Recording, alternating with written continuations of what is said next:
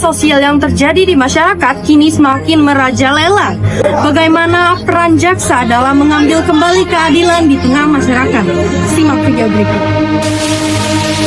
Kejaksaan adalah lembaga pemerintah yang melaksanakan tugas negara di bidang kehakiman dan satu-satunya lembaga yang melakukan penuntutan atas nama negara. Kekuasaan kejaksaan itu meliputi dari pusat sampai daerah, dikit daerah. Tentu saja dimulai dari bidang pembinaan. Yang kedua adalah bagian intelijen. Kemudian bidang tindak pidana umum. Pidana umum berarti semua tindak pidana kecuali tindak pidana korupsi dan kepabianan. Nah, kemudian ada namanya bagian tindak pidana khusus. Ada kasih pidana khusus, kasih pitsus yang membidangi tindak pidana korupsi.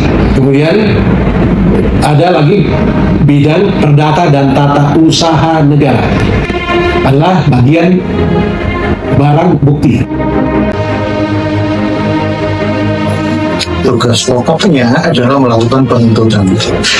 Kalau penuntutan itu adalah membawa atau menghadapkan seseorang ke depan persidangan dengan dakwaan atau dengan sangkaan melakukan tindak pidana untuk kemudian diadili di depan hakim dan kemudian dilakukan pembacaan tuntutan sebelum kemudian hakim menjatuhkan tuntutan. Sebenarnya tantangannya banyak. Yang pertama terkait dengan kualitas sumber daya manusia. Kemudian yang kedua di bidang penganggaran.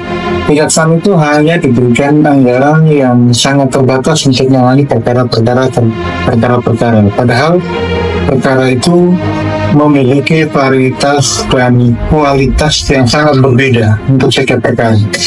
Yang ketiga adalah banyak faktor-faktor eksternal yang ikut mempengaruhi. Misalnya bagaimana kondisi sosiologis masyarakat. Masyarakat kita banyak yang nggak mau tahu. Ada juga tantangan di bidang ekonomis. Misalnya dalam perkara-perkara tertentu yang melibatkan orang-orang yang berduit, orang-orang berduit ini seringkali melakukan penyuapan kepada hakim, sehingga kadang tuntutan jaksa itu dituntut misalnya 10 tahun, hakim memutus hanya 1 tahun atau 2 tahun.